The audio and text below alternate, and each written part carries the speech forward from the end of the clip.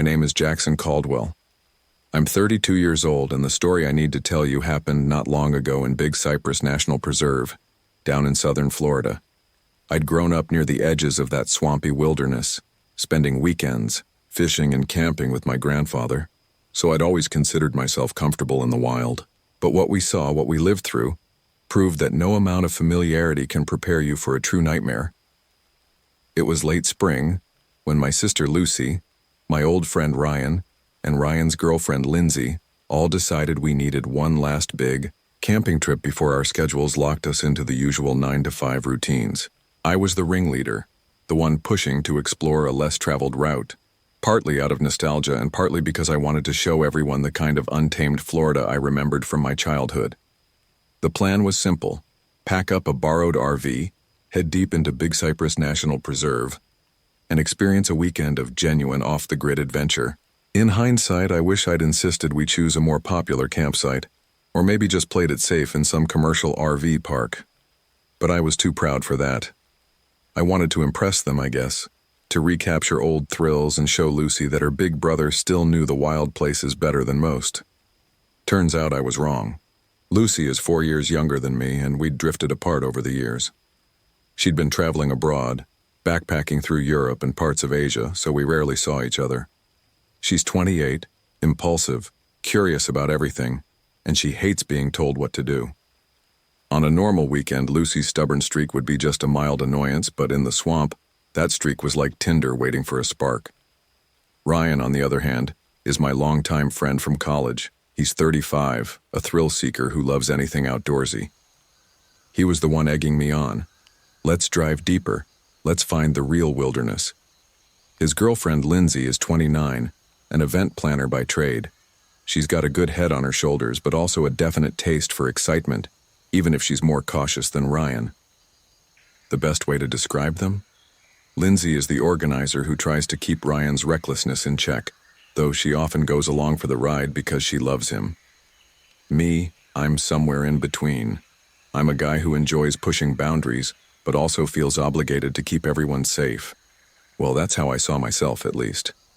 We loaded up the RV one morning, the Florida sun barely above the horizon, and set off from Tampa. The borrowed RV belonged to a friend of my family, a cranky old beast that looked sturdy enough but had a few quirks. The generator coughed and sputtered if it ran too long, the water pump was spotty, and the tires were overdue for rotation. But Ryan loved it. He said it had character. Lindsay had meticulously mapped out a route, at least until we got close to the preserve. Once we passed the official visitor areas, we'd rely on an old topographical map.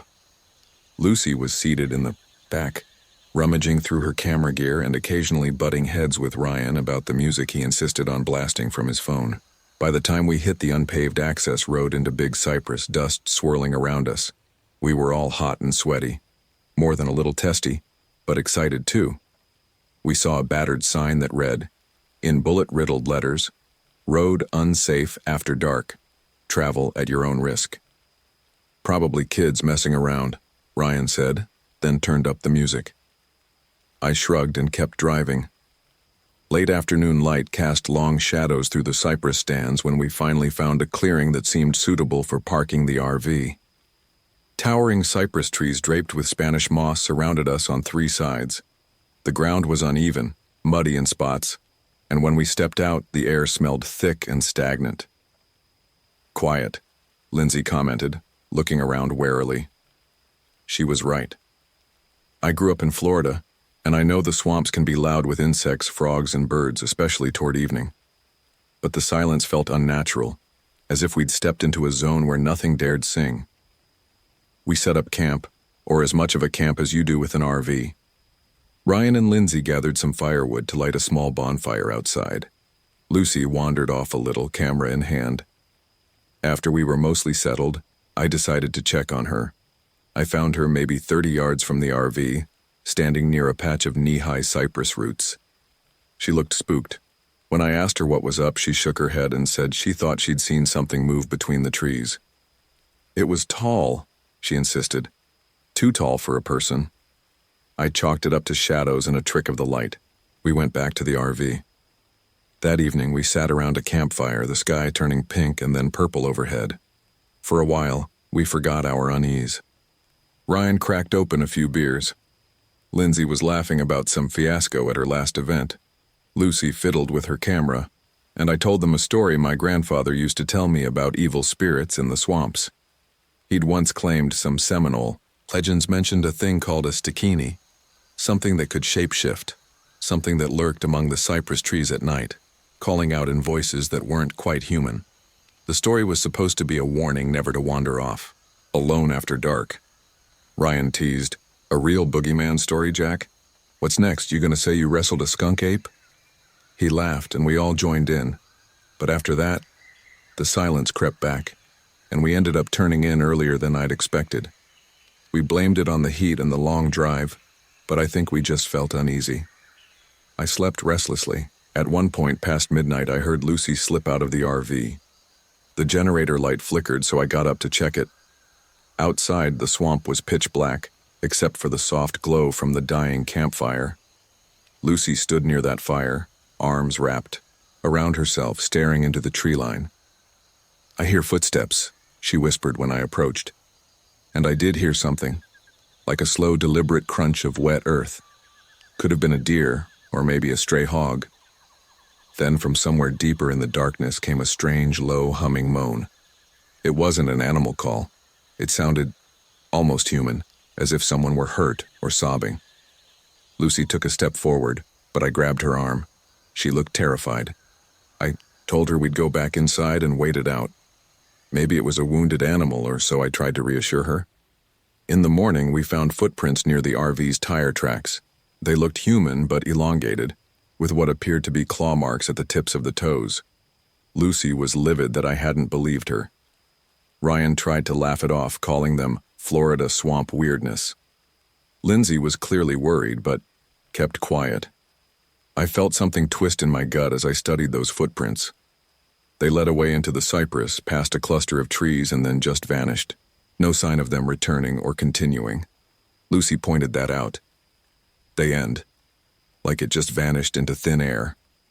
Again, I tried to come up with a rational explanation. Maybe the mud was too hard or dry after that point, or maybe the water covered the tracks. But if I was honest, I had no idea. Determined to salvage the trip, we decided to hike a short distance and explore a cypress dome we'd spotted on the old map.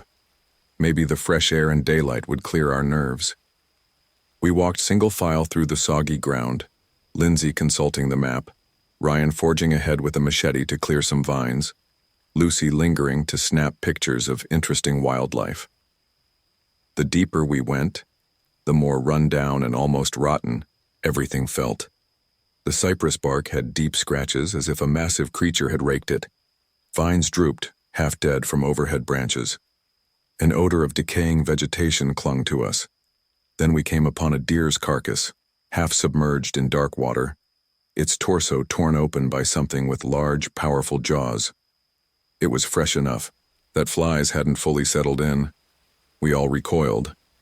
Ryan tried to reason that maybe a gator got it, or a panther, but the cuts looked jagged, random, not neat like a predator's typical bite.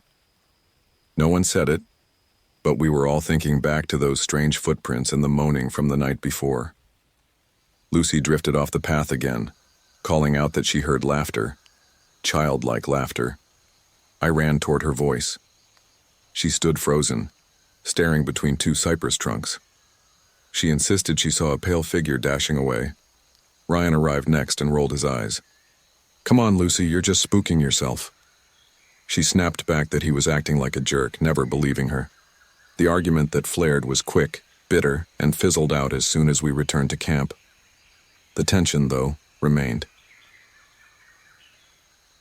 When we got back, the generator was acting up again, and the fridge inside the RV had stopped cooling. We realized much of our perishable food was done for. That put all of us on edge. Then we noticed something else. Fresh scratches along the RV's exterior. The metal was gouged as if by huge claws, parallel lines that glinted under the sun. Ryan plucked a tuft of grimy, dark hair from one of the gashes. It had a pungent, swampy odor that made me gag. For a moment, we all just stared at the ruin of the RV's side in silence. Lucy whispered, "This is not normal." That evening, a storm threatened but never fully arrived, leaving the sky a molten orange at sunset. Without a reliable generator, we relied on a few flashlights and battery lanterns. Lindsay was losing her cool. She urged Ryan to pack up so we could drive out before dark, but Ryan insisted we could tough it out and leave in the morning. Lucy was furious, brandishing her phone with 0 bars of service, telling Ryan he was ignoring the obvious danger. I stood there trying to mediate, my head pounding, wanting them to calm down so we could figure out a plan logically. Eventually, we decided to stay the night and leave at first light. Ryan and I would try to fix the RV's engine or generator, if need be, but we were all too tired to do it right then. That night, the tension became terror. We huddled around a small lantern inside the RV. The wind outside was non-existent. Everything felt still and suffocating. Then we heard it, a muttering, rasping voice that drifted between the trees. It sounded almost human, but not quite, like a person trying to speak through waterlogged lungs. The voice circled the campsite, low and unintelligible, sometimes right behind a tree, then abruptly on the other side, as if it could teleport. Lucy clapped her hands over her ears, tears welling in her eyes. Ryan and I grabbed flashlights and Lindsay gripped my arm so hard it hurt. We argued in whispers about whether to investigate or just lock ourselves inside.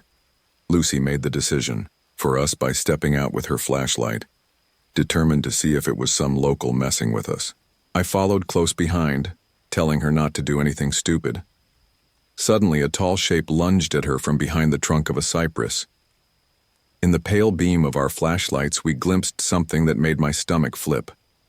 It was humanoid, yes, but emaciated as if starved, with skin stretched tight over protruding bones. Its eyes were a sickly yellow that shone with their own light, and its limbs seemed too long for its body. The thing hissed, revealing a gnarled mouth full of broken, jagged teeth. Lucy screamed. Ryan, a few steps away, shouted and hurled a rock at it.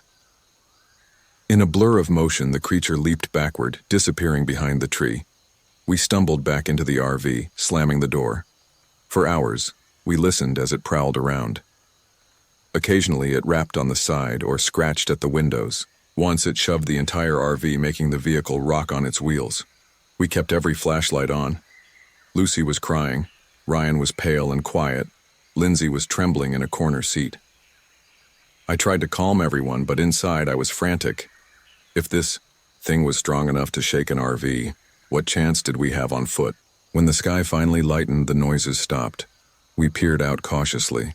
Sure enough, the ground was pitted with footprints, those elongated, clawed feet. They led into the swamp. Ryan looked like he wanted to march off and kill the thing himself, but Lindsay practically begged him not to. Lucy insisted we had to leave, generator or no generator, but the RV engine refused to start. I turned the ignition and the engine gave a half-hearted whine before dying. Ryan took a look under the hood. A cable had been gnawed through, possibly by the creature or some scavenging swamp animal. We'd brought spares, so we replaced them, but the battery was mostly drained. We needed help, or at least a place with a working radio. Lucy remembered seeing an old ranger outpost on our map, maybe a mile or two from our site. If we walked there, we might find an emergency radio or phone. We decided to go, each of us carrying some sort of improvised weapon. Ryan took a hatchet. I carried a hunting knife, and Lucy insisted on bringing the flare gun we'd packed. Lindsay brought a smaller flashlight and a lighter in case we needed fire. We set out under the morning sun, the swamp alive with buzzing insects that only made the place feel more suffocating. The walk was hellish. The humidity pressed in on us, and every shifting shadow felt like it could be the creature, waiting. About halfway to our destination, Lucy stopped abruptly and pointed ahead. "Oh God," she whispered. It was a nest, a disgusting mound of moss, mud, and scattered bones. There were scraps of cloth, plastic wrappers, twisted tree roots that formed a kind of nest-like structure. The stench made me gag. Tucked among the debris was what looked like part of a human uniform, torn and stained dark brown with old blood. The name tag read, "Ranger Hicks." Nobody said anything, but we all shared the same horrified realization. The thing had done this. The next question was whether Hicks was still alive somewhere, or if he'd met the same fate as that half-eaten deer. We didn't look around long enough to find out. When we reached the outpost, the door hung crooked on its hinges. The windows were smashed. Inside it looked ransacked. Overturned desks, scattered papers, broken radio equipment. It smelled stale, like it had been abandoned for months, if not years. That's where we found the journal. Lucy spotted it on the floor behind a splintered chair, a water-stained notebook scrawled with notes from someone who'd clearly studied local sightings of a Stikini. The writer had jotted down descriptions: shape-shifting, partial to night hunts, frightened by bright light or fire. The writer also noted that locking eyes with it too long was dangerous, that it could somehow freeze you in place if you weren't careful. My hands shook reading it. Then we heard a noise at the window, a faint scraping. When we looked, we caught just a glimpse of the creature's mud-caked shoulder before it slinked out of sight. I almost dropped the notebook in my panic. We tried to power the radio with some old batteries we found, but the device was hopelessly broken. Ryan banged on it, cursing, which only seemed to draw the creature's attention.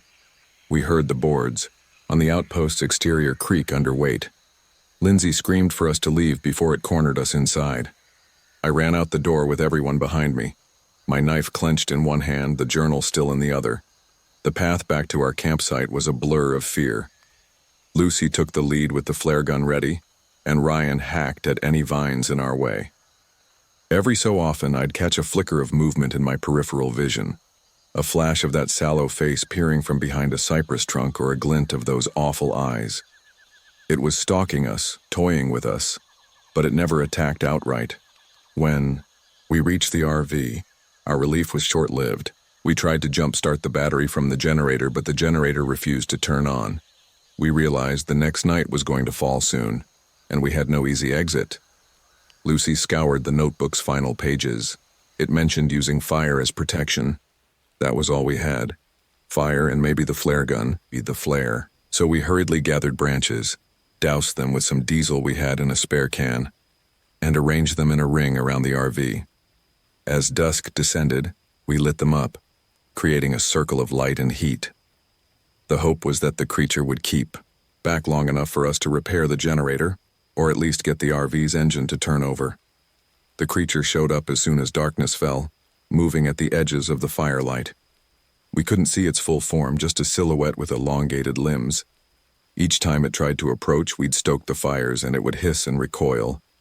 Its eyes glowed, reflecting the flames, and it paced around, occasionally letting out a shriek so piercing it made my spine tingle. We tried to remain calm, but fear crackled between us like static. Ryan, breathing hard, said he was going to run out with a lit torch and chase the creature off. Lindsay grabbed his arm, begging him not to go. Lucy demanded we stay together. I told Ryan it was too risky, but he insisted we had to show the thing we weren't easy prey. Before we could stop him, he ducked through our makeshift ring of fire, brandishing a large burning branch like a weapon. From inside the circle, we watched in horror as the creature appeared in front of him. For a split second, they both froze. Then Ryan almost made the mistake of locking eyes with it. He stumbled back, dropping the torch. The creature lunged with a feral snarl. Lucy and I rushed forward, grabbed Ryan under the arms, and yanked him back into the ring of fire. Lindsay seized the torch he'd dropped and flung it at the thing's face. It screeched and flung itself backward into the dark. Ryan was trembling, white as a sheet, barely able to speak. I couldn't move, he finally managed. It was like my body locked up. That night felt like it lasted forever. We took turns watching, stoking the flames, praying the circle would hold until dawn. Every so often I heard the creature shuffle closer, then retreat with a hiss. By the time the sky began to lighten, our fires were reduced to smoldering embers. If that monster decided to rush us, we'd have nothing left to stop it. Desperate, I told everyone to pile into the RV while I tried one last time to fix the engine. My hands shook as I worked. There was a severed cable again.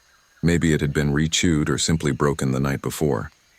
I spliced it, fiddled with the battery connections, jiggled the ignition. Ryan joined me, wordlessly handing me tools, his face grim. Finally, after what felt like an eternity, the engine coughed, sputtered, and roared to life. We cheered, but the noise must have drawn the creature. It slammed against the rear of the RV, rocking us violently. Lindsay shouted for me to floor it. I didn't need to be told twice. I gunned the engine, tires churning through the wet ground. Something heavy slammed against the side again, and I swore the metal started bending inward. Lucy grabbed the flare gun. She rolled the window down just enough to aim behind us. I heard the pop of compressed air as she fired. A brilliant red flare streaked out. In the rearview mirror, the flash lit up the monstrous shape just outside the window. A twisted figure screeching in agony, its features lit in ghostly red. Then it leaped away, disappearing from view. The RV lurched onto the narrow dirt road, splashing through puddles. My heart pounded so hard it hurt. Lucy was practically hyperventilating. Ryan was cursing under his breath, and Lindsay was in the passenger seat, tears streaming silently down her face. None of us spoke as we tore down that potholed, muddy track, terrified that the engine would die any second. But somehow it didn't. We made it to the preserve's main road just as the sun rose. Eventually, we spotted a small ranger station near the boundary of Big Cypress. I pulled up, not even bothering to park straight, and we stumbled out, frantic, exhausted, traumatized. A single ranger was there, an older man with a skeptical expression. We babbled about a creature, footprints, the attack on the RV. He looked disbelieving, but he couldn't deny the state of the RV's shredded exterior, or the bruises and scratches we bore. We insisted there'd been an abandoned outpost with a torn uniform. When the ranger asked for details, we realized we never caught the name on the station itself, only the name tag we'd found, Ranger Hicks. The old ranger hesitated at that, as if it struck a chord, but he said nothing. He told us we should go to a hospital to get checked out and file a report. We left him there, likely wondering if we were out of our minds or telling some twisted truth. We ended up driving all the way back to Tampa without stopping. My knuckles were white on the steering wheel. Every time we passed a tree line, I glanced over, half expecting to see those eerie yellow eyes peering at us. It took weeks before we could sleep without nightmares, and I'm not sure Lucy has ever fully recovered. She tried for a while to find more about that old ranger outpost or a missing Ranger Hicks, but official records were spotty. Lindsay and Ryan nearly broke up from the stress, though they worked through it eventually. And me? I can't help but wonder if whatever stalked us might someday come prowling outside my window at night. I still hear that hissing screech in my dreams sometimes. If I close my eyes, I picture the shadows between the cypress trees and that feeling of something ancient and hungry staring back. That's my story. That's what happened out in Big Cypress. It took barely 2 nights for all my confidence and comfort in the wilderness to unravel. Now, whenever I think about a camping trip, I can't help but recall the shape of that creature slipping between the pines, the footprints in the mud, and that final, desperate flight in the battered RV. I keep telling myself it was just a freak encounter, that we stumbled onto some local predator with bizarre adaptations. But deep down, I believe the legends my grandfather told me. Something else lives out there in the Florida swamps. Something cunning and malevolent. You can feel it in the silence, in the hush that falls, when the usual swamp noises vanish. If you ever find yourself in that corner of the world, do yourself a favor. Stay where it's safe, keep a big fire burning, and if you hear a voice calling you from the darkness, don't go looking, because some doors once opened can never be locked again.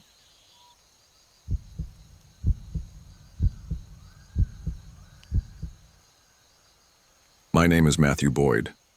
I'm 36 years old, and not too long ago I took my old RV into a place called Tate's Hell State Forest in Florida. I'd lost my teaching job, budget cuts and admin reshuffling, and the sudden free time made me restless.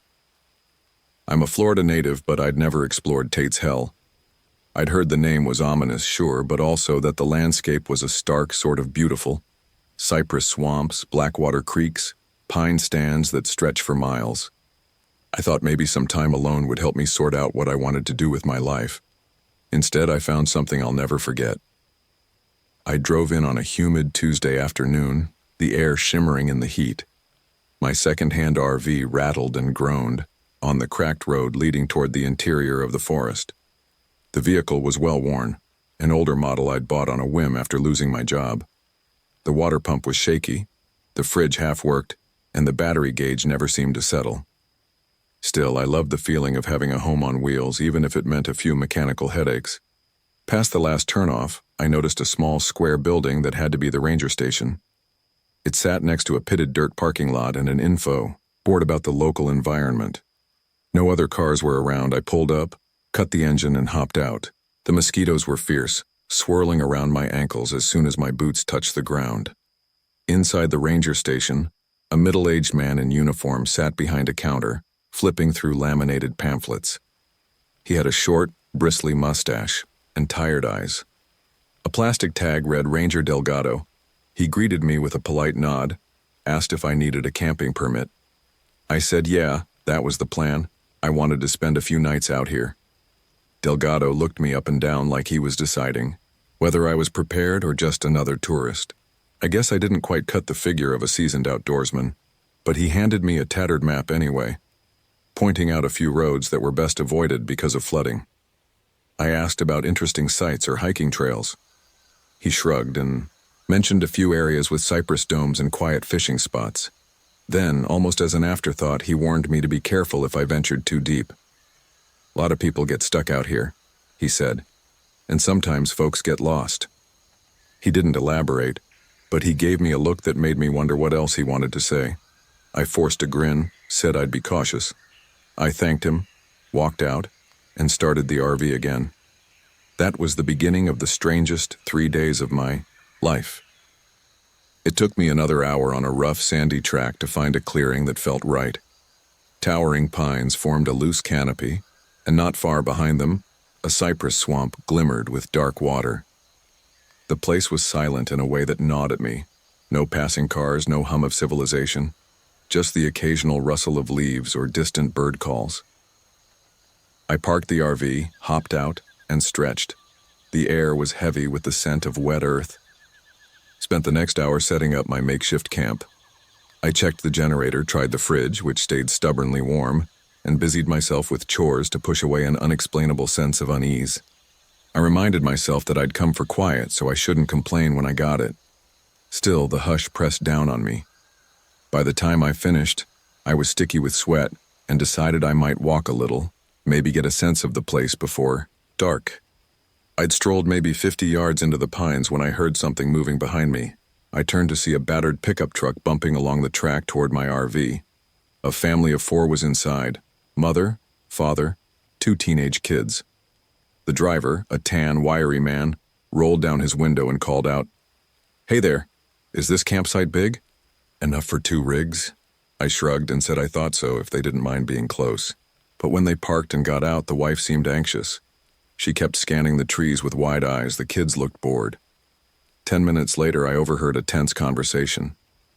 "This place is too creepy," the mother told her husband. "I don't like it here. Let's leave." The father tried to convince her to stay, but she was adamant. Finally, they packed up and drove away. I remember standing there, feeling vaguely unsettled by how fast they'd changed their minds. They hadn't even cut the engine before deciding it wasn't for them. That left me alone again. I decided to chalk it up to them wanting more amenities, not thick Florida swamp. As twilight crept in, I set up a lawn chair by the RV, cracked, opened a lukewarm soda, and soaked in the early evening. My phone showed 0 signal. The outside lighting of the RV flickered from the generator's unsteady pulse. A cool breeze rustled the branches. For a moment, I actually felt at peace. Then I noticed an old man trudging along the edge of my camp. He leaned on a cane, wearing scuffed boots and a tattered straw hat. He startled me.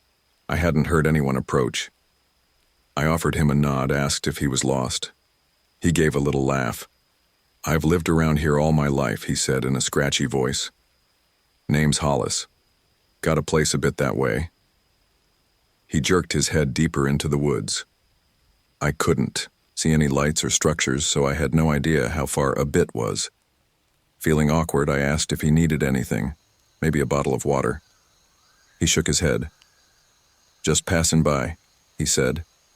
Then his expression turned grave. "Folks around here tell stories, about lost children. Fire took 'em many years ago. Some say their souls still walk these woods." He stared at me hard, like waiting for a reaction. A chill went up my arms, but I forced an amused chuckle. "Ghost stories?" I asked. Hollis didn't laugh back. Instead, he just said, "Don't be wandering after dark," and hobbled off into the pines. I tried to dismiss his warning as local folklore, a bit of color to spice up the area's reputation. But as night fell, my rational mind couldn't stop replaying his words. A gnawing sense of apprehension settled in. I climbed into my RV, locked the door, and found that my generator was acting up again.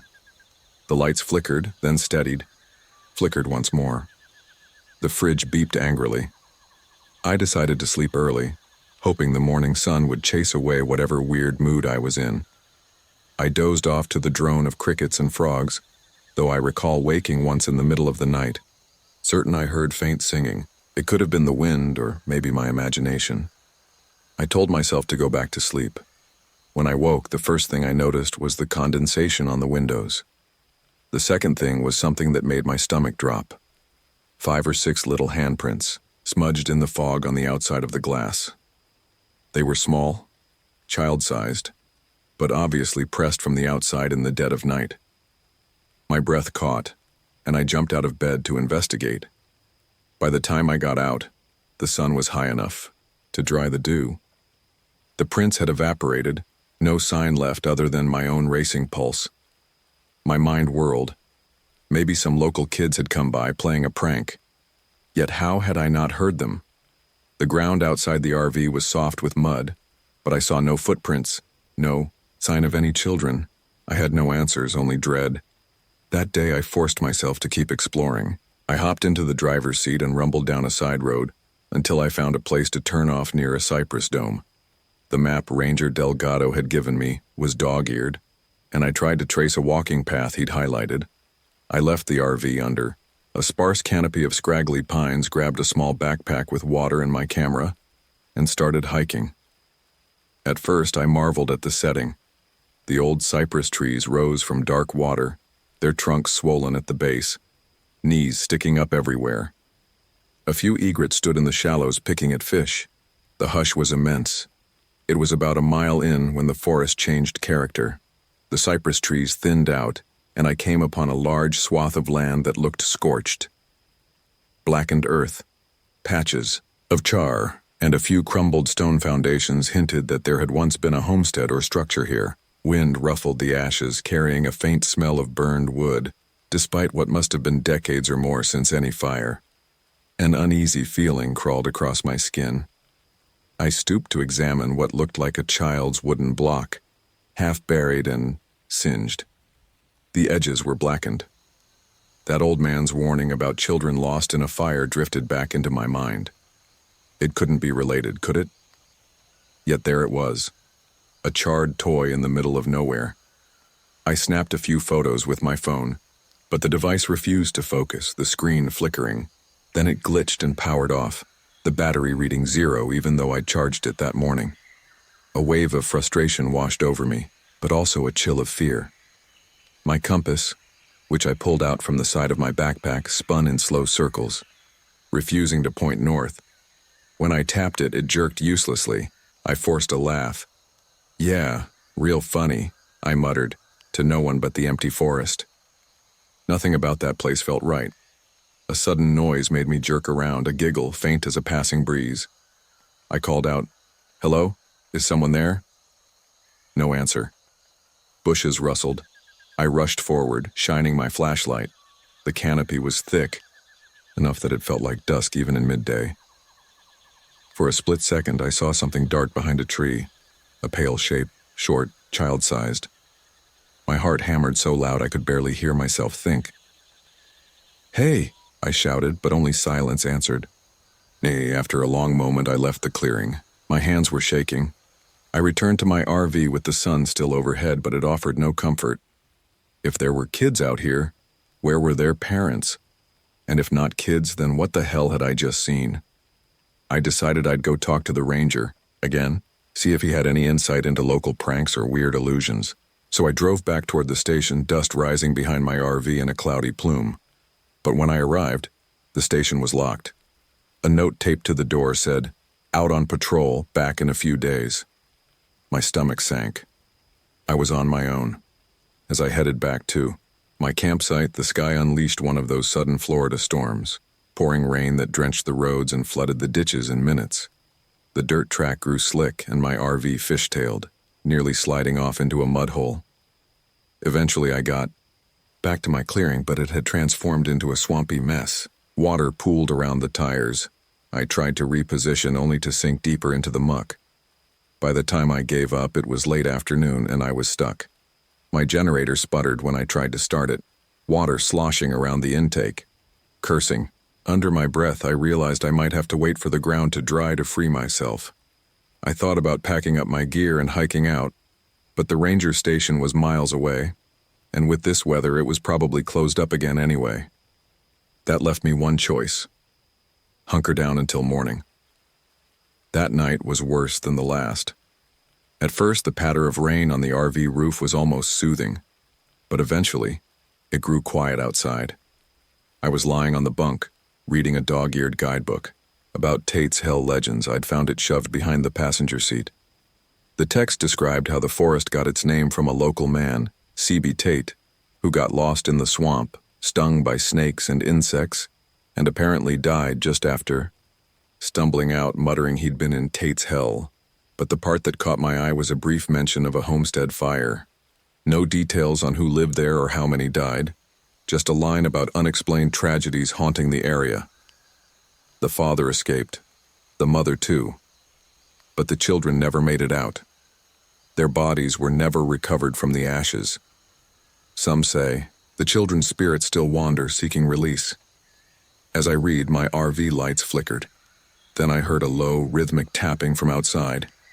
Tap, tap, tap. Something hitting the metal panel near the rear. I grabbed a flashlight and inched to the window. Rain still dripped from the eaves, but it wasn't raining heavily. I saw nothing, no shapes in the darkness. The tapping continued on the opposite side, faint but unmistakable. Anxiety flared in my chest. I turned off the interior lights, hoping to see better into the gloom. For a moment I caught a glimpse of a small figure near a pine trunk.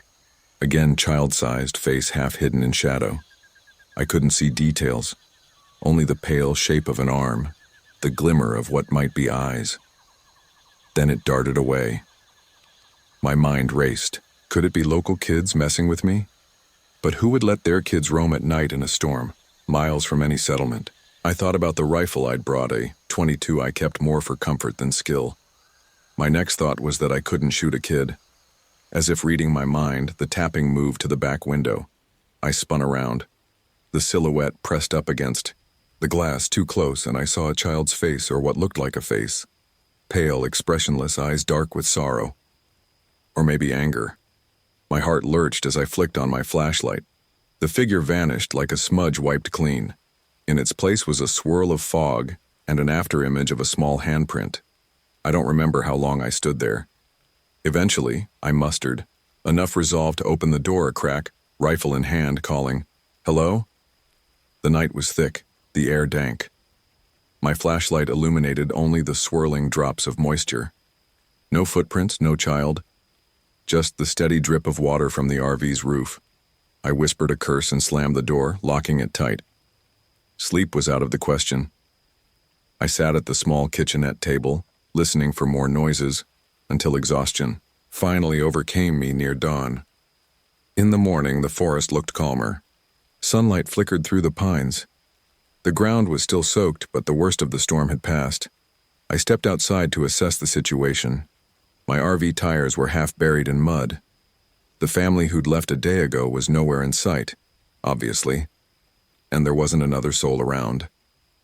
I felt an urgent need to get out of Tate's Hell, to find a dry patch of road that would lead me somewhere less haunted by whatever was going on out here.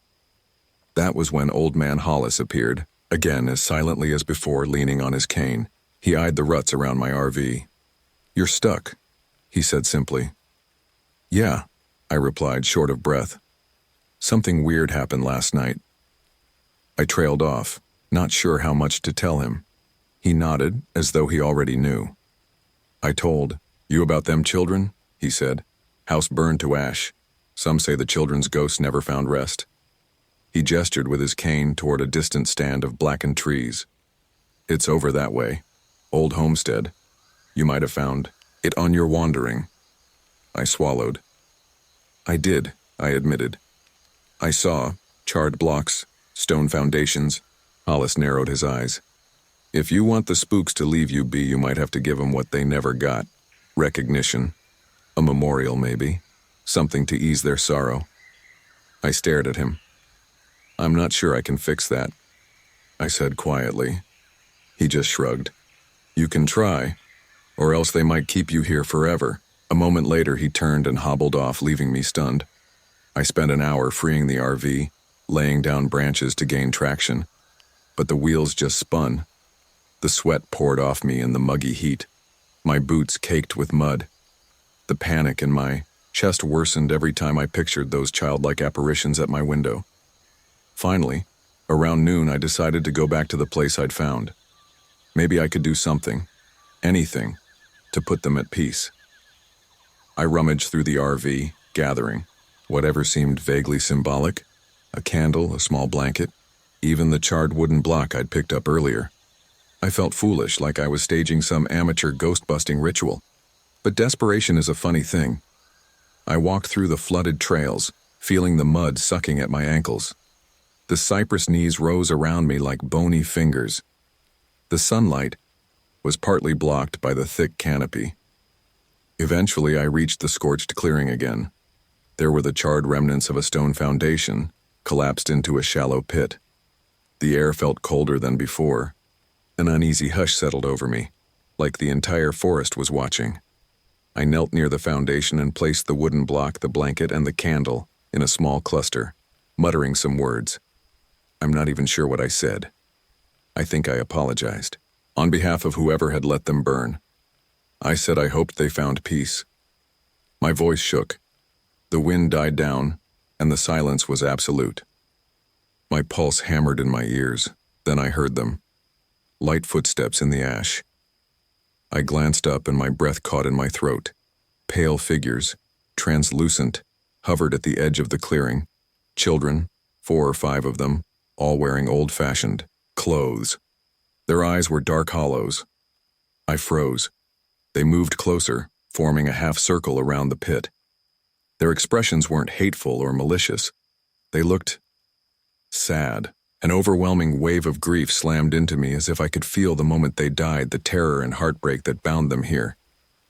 My knees shook. I tried to light the candle, but my hand was trembling. The flame sputtered, caught, flickered, in the still air. I whispered, "I'm so sorry." A couple of the children watched me with wide, empty eyes, as if they didn't fully understand who I was. Then, slowly, some of them began to fade, their outlines dissolving into the gloom. I felt the sorrow ease like a pressure valve releasing, but one figure lingered, a smaller child with smudges of soot on her pale cheeks. She locked eyes with me, stepping forward. I didn't dare move, my heart pounded. Her mouth opened, but no sound emerged, just a kind of silent plea. She lifted a tiny hand as if to grab mine. Instinct screamed at me to pull back, but something about her gaze pinned me in place.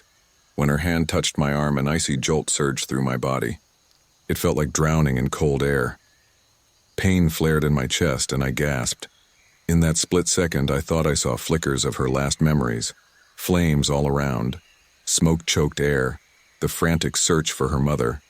Desperation, confusion, terror. Then it ended. I tumbled backward, the contact broken.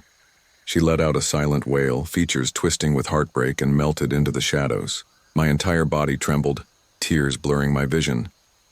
I realized how raw their suffering was, how deeply it was etched into this place. After a long moment, I forced myself to stand, stunned by how drained I felt. I whispered, "You're free now. Go." Somewhere in the distance, a crow cawed, and the normal forest sounds returned. The sudden shift was jarring. A breeze rustled the pines, carrying away the acrid smell of smoke. I carefully stepped back, leaving the small memorial in place, the candle still flickering weakly. It felt like the right thing to do. Whether or not it truly helped, I couldn't say, but I hoped it gave them some solace. I hurried back to my campsite, adrenaline spiking every time I heard a branch snap, but the ghostly children did not reappear. When I finally burst through the tree line, I found my RV just as I'd left it, half stuck in the mud. The sky was clearing, the sun was hot. I tried the engine again, let it run, and then tried rocking the RV forward and reverse. After a few tries, the tires caught. With a lurch, the RV rolled out of the muck onto firmer ground. My laugh was half-crazed relief. Without looking back, I drove onto the main track, heading for the highway. I was maybe 15 minutes down the road, my knuckles still white on the steering wheel, when I saw Ranger Delgado's station. I pulled in fast, ignoring the potholes. The windows were shuttered, the door locked. Delgado was gone. I felt a pang of disappointment. I wanted to spill everything, though I doubted he'd believe me. Maybe it was better this way. I considered leaving a note, which I did scrawl on the back of a receipt. Saw them. I tried to help. They're still out there. MB. I didn't know if that would mean anything to him or anyone else. I drove on, eventually hitting a properly paved road that led me clear of Tate's Hell. My heart rate didn't calm until I was well outside the forest, boundary and back in the realm of roadside diners and gas stations. Even then, I kept checking my rearview mirror, half expecting to see a pale child's face pressed against the back window. But nothing followed me out. I refueled, found a cheap motel for the night, and just sat in the shower for a long time, trying to process what had happened. In the weeks that followed, I recounted my story to a few close friends. Most gave me side glances, thinking I'd hallucinated or gotten spooked by local stories. A small part of me would have liked to believe that too, that I'd conjured it all. But the memory of that cold touch, the sorrow in those eyes, the handprints on my RV window, those were all too real. Even the battered guidebook with the mention of the homestead fire sits on my passenger seat, as if daring me to share its secrets. I never went back to Tate's Hell. I moved on, found a new position teaching at a small school in northern Florida, but every so often, late at night, I'll recall how the forest fell silent just before those ghosts emerged, how their unspoken grief flooded into me, and how powerless I felt to truly save them. Old Man Hollis's words still echo in my mind. Some say their souls still walk these woods. Maybe in that final encounter I gave them a little comfort, or maybe I was just another passerby trying to survive a place that doesn't let go easily. Either way, it changed me. I learned that solitude can be freeing, but when you're truly alone with the unknown, it can devour your mind. If you ever drive near Tate's Hell State Forest and see a path leading into those dark cypress trees, remember my story. You might hear the faint laughter of children, or see a flicker of movement in the corner of your eye. And if you do, if you see those pale shapes in the darkness, be kind. They've already suffered more than any child should. I only hope that wherever they are now, they've finally found rest. If not, may the next traveler who crosses their path have the compassion and courage to face them, as I tried to do. Because in Tate's Hell, the veil between the living and the dead is thin, and some stories never truly end.